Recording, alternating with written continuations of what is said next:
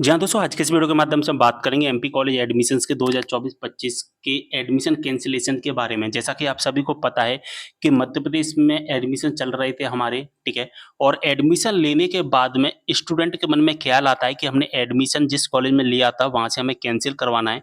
तो स्टूडेंट अपने admission cancel करवा देते हैं, लेकिन कैंसल करवाने के बाद में फिर उनके मन में ख़्याल आता है कि हमें दूसरे कॉलेज में एडमिशन लेना है। यानी कि कॉलेज से एडमिशन कैंसल करने के बाद दूसरे कॉलेज में एडमिशन कैसे होगा, पूरी जानकारी को समझाऊँगा आज के इस वीडियो के माध्यम से। तो सबसे पहले हम थोड़ी-सी इन्फॉर्मेशन देखेंगे। हम जो बात कर रहे हैं वो यूजी स्टूडेंट के बारे में बात कर रहे हैं, हम बात कर रहे हैं पीजी स्टूडेंट के बारे में बात कर रहे हैं। जैसा कि आप सभी को पता है कि 2024 में काउंसलिंग करवाई गई थी मध्य प्रदेश में 1 मई से एडमिशन स्टार्ट कर दिए गए थे, ठीक है?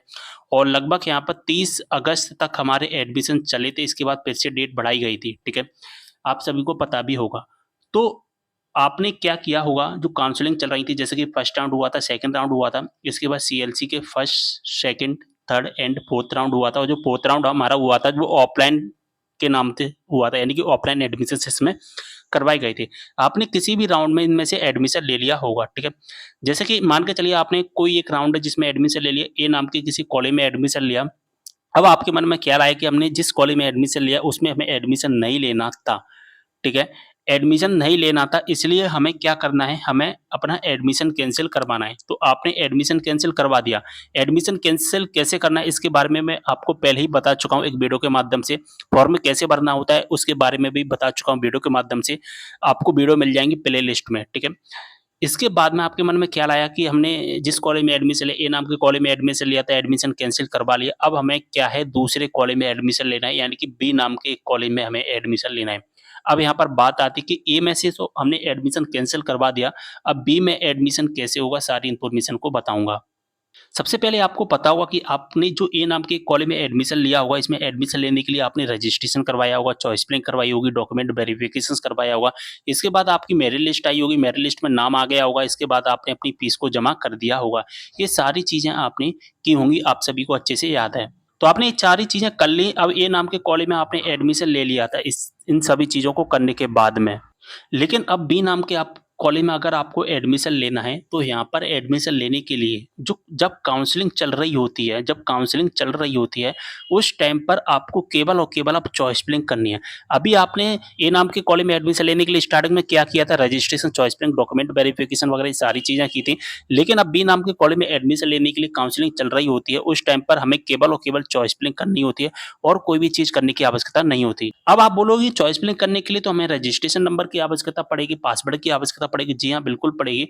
तो आपने ए नाम के कॉलेज में जो रजिस्ट्रेशन नंबर यूज़ किया था, जो पासवर्ड यूज़ किया था, वहीं आपको बी नाम के कॉलेज में एडमिशन लेने के लिए चॉइस फिलिंग के टाइम पर यूज़ करना है। इसके बाद में क्या होगा, डॉ आपको मेरिट लिस्ट का इंतज़ार करना है, जिस तरह से ए नाम के कॉलेज में एडमिशन लेने के लिए आपने किया था। तो दोस्तों एडमिशन कैंसल करवाने के बाद हमें दूसरे कॉलेज में एडमिशन लेना होता है, हम 2 तरह से ले सकते हैं। तो काउंसलिंग के समय ले सकते हैं, यानी कि जब एडमिशन प्रोसेस चल रही होती है, उस समय ले सकते हैं और दूसरा हम काउंसलिंग के बाद यानी कि जो एडमिशन प्रोसेस है वो खत्म हो जाती है उसके बाद। जब एडमिशन प्रोसेस चल रही होती है, जैसे कि मान के चलिए फर्स्ट राउंड हुआ था, सेकंड राउंड हुआ था, सीएलसी के first, second, third round, fourth round हुए थे। मान के चलिए आपने फर्स्ट राउंड में एडमिशन ले लिया था, अब आपके मन में क्या आया कि हमने जिस कॉलेज में एडमिशन लिया वहाँ से हमें कैंसल करवा के दूसरे कॉलेज में एडमिशन लेना है। तो आपको क्या करना होता है कि जो सेकंड राउंड आता है, उस सेकंड राउंड में केवल और केवल चॉइस फिलिंग करनी होती है। मान के चलिए आपने सेकंड राउंड में एडमिशन लिया था ए नाम के कॉलेज में, अब आपको बी नाम के कॉलेज में एडमिशन लेना है। तो सबसे पहले क्या करेंगे, यहाँ से एडमिशन कैंसल करवाएँगे। एडमिशन कैंसल करवाने के बाद जो अगला राउंड आएगा, उस अगले राउंड में आप क्या करेंगे, चॉइस फिलिंग करेंगे और आपका क्या है, मेरिट लिस्ट आएगा और नाम आ जाएगा, तो और फीस सबमिट करके अपना एडमिशन कंप्लीट कर लेंगे। अगर आप इसके बाद में मान के चलिए फोर्थ राउंड हुआ था हमारा, फोर्थ राउंड में आपने एडमिशन कैंसल करवा लिया और एडमिशन कैंसल करवाने के बाद में इसके बाद में फिफ्थ राउंड नहीं आया, सीएलसी का फिफ्थ राउंड नहीं आया, तो फिर आप एडमिशन नहीं ले पाएँगे, इस बात का भी आपको विशेष ध्यान रखना है। तो हमें एडमिशन कैंसल तभी करवाना है जब हमें दूसरे कॉलेज में एडमिशन लेना है, तो इसके बाद में हमें पता होना चाहिए कि राउंड आएगा या नहीं आएगा। अगर नया राउंड नहीं आएगा तो फिर आप एडमिशन नहीं ले पाएँगे, इस बात का भी विशेष ध्यान रखना है। अब दोस्तों काउंसलिंग समाप्त हो गई, ठीक है? काउंसलिंग समाप्त होने के बाद में 1 महीने तक हमारे पास में टाइम रहता है एडमिशन कैंसल करवाने का, ठीक है?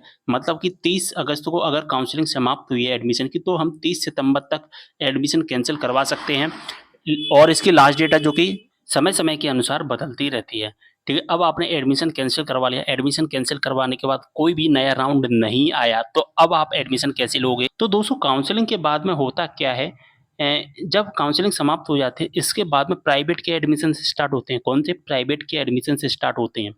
अभी हमने जो काउंसलिंग के समय एडमिशन लिया था, वो रेगुलर में एडमिशन लिया था, रेगुलर मोड में हमने एडमिशन लिया था। लेकिन अगर आप रेगुलर में एडमिशन नहीं ले पा रहे हैं, तो आप प्राइवेट से भी कर सकते हैं। प्राइवेट के एडमिशन स्टार्ट होते हैं यूजी और पीजी के दोनों के, BA, BCom, BSc, MA, MCom, MSc के आप प्राइवेट से एडमिशन करवा सकते हैं। यानी कि आपकी 1 साल खराब नहीं होगी। प्राइवेट में होता क्या है, रेगुलर में अंतर ये है कि रेगुलर में हमें डेली कॉलेज पढ़ने जाना होता है और प्राइवेट में हमें डेली कॉलेज पढ़ने नहीं जाना है, केवल और केवल एग्ज़ाम देने हमें जाना होता है। तो बात समझ में आ गई आपको? सारी चीज़ें मैंने आपको समझा दी कि हम जब अपना एडमिशन कैंसल करवा लेते हैं, तो एडमिशन कैंसल करवाने के बाद हमें दूसरे कॉलेज में एडमिशन कैसे लेना होता है, सारी इन्फॉर्मेशन को मैंने अच्छे से समझा दिया है। अगर आपको अभी कोई भी डाउट है, आप कमेंट करना। मिलते हैं अगली वीडियो में एक और जानकारी के साथ, तब तक के लिए बाय। सॉरी, एक चीज़ और बताना रह गया था, वो भी मैं बता देता हूँ। एक स्टूडेंट का मैं आपको स्टेटस बताऊँगा, उसने क्या किया था। सबसे पहले अपना एडमिशन कैंसल करवाया था। एडमिशन कैंसल करवाने के बाद में उसने दूसरे कॉलेज में एडमिशन लिया। वो कैसे लिया, वो भी मैं आपको बता देता हूँ। देखिए दोस्तों, मैंने एक स्टूडेंट का एडमिशन स्टेटस ओपन किया हुआ है। इन्होंने क्या किया था, जैसा कि यहाँ पर आप देख पा रहे हैं, इन्होंने क्या किया था यहाँ पर अपना एडमिशन कैंसल करवाए। सबसे पहले इन्होंने इस कॉलेज में एडमिशन लिया था, इस कोर्स में लिया था, फर्स्ट राउंड में एडमिशन लिया था, ठीक है? यहाँ पर जैसा कि देख पा रहे हैं, इन्होंने क्या किया, अपना एडमिशन कैंसल करवा दिया। अब दोस्तों एडमिशन कैंसल करवाने के बाद में इनके मन में क्या लाया कि हमें दूसरे कॉलेज में एडमिशन लेना है। तो इसके बाद जो अगला राउंड होता है, यानी कि कोई सा भी राउंड हो सकता है, जैसे कि इन्होंने सीएलसी के एक राउंड में एडमिशन लिया था, सीएलसी 7 राउंड में इन्होंने क्या किया, इन्होंने यहाँ पर चॉइस फिलिंग कर दी थी, केवल और केवल चॉइस फिलिंग कर दी। चॉइस फिलिंग में हुआ क्या कि इनकी मेरिट लिस्ट में नाम आ गया, जैसा कि मैंने आपको अभी प्रोसेस बताई थी पूरी की पूरी, ठीक है? और इसके बाद में इन्होंने दूसरे यूनिवर्सिटी के दूसरे कॉलेज में एडमिशन ले लिया बीए में, और इनका क्या है एडमिशन जो कॉलेज मिला था, इनको जो कॉलेज मिला था ना बीए में जो कॉलेज मिला था, इनको पसंद का कॉलेज नहीं था। तो इन्होंने क्या किया, सीएलसी 7th राउंड में एक अपग्रेडेशन का ऑप्शंस होता है, वो अपग्रेडेशंस का ऑप्शंस इन्होंने यूज़ किया और इनको एक नया कॉलेज अलॉट कर दिया गया, जो कि इनकी मनपसंद का कॉलेज था। तो इन्होंने क्या किया, यहाँ पर फीस को सबमिट कर दिया। अगर आपको मनपसंद का कॉलेज मिल जाता है, तो अपग्रेडेशन ऑप्शंस को यूज़ करने की आवश्यकता नहीं होती है, यहीं पर डायरेक्ट फीस सबमिट करके अपना फीस सबमिट कर सकते थे, ठीक है? जैसा कि यहाँ पर आप देख पा रहे हैं, इन्होंने फीस सबमिट कर दी थी, इनको मनपसंद का कॉलेज मिल गया था तो। और जैसे अपनी फीस सबमिट वगैरह कर देते हैं, तो यहाँ पर ट्रांज़ैक्शन डिटेल कितनी फीस जमा की है और कितनी तारीख को की है, वो सारी चीज़ें आपको दिखाई दे जाती हैं। तो पूरा स्टेटस है, जो कि मैंने आपको बता दिया है, ठीक है?